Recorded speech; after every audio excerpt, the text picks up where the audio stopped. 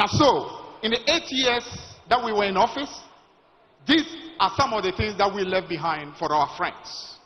Even though they came into office and the first thing they did was to tell the country that we left for them a country that was destroyed, a country that was in a mess. But truly, if you go through the record, you know that many governments would actually be happy to find the foundations that we left behind when we left office in 2016.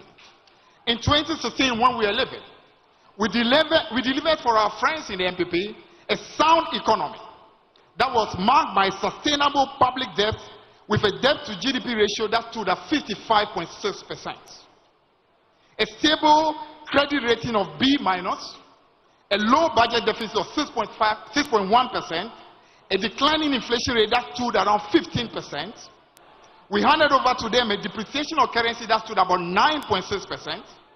Handed over to them a manufacturing sector that was very strong. We handed over to them 2 massive oil fields that they inherited. Handed over to them a cocoa sector that was thriving and was producing at over 960,000 metric tons a year. Handed over to them a number of significant buffers.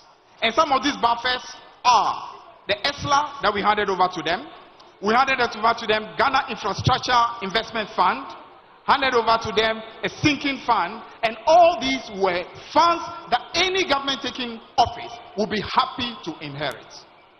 Now, apart from this, we handed over to our friends the most monumental portfolio of investment that you can ever boast of in every sector, whether in the health sector, in the educational sector, in the energy sector, across the whole segment of all that we had in government. Many people would actually wish that they inherited such an economy. Our friends unfortunately took over and pretended this was an economy that was in chaos. Now, when you take over a country and you cannot even acknowledge what you take over, you lie about the quality of the economy that you had made, right from the word go, you are in difficulty.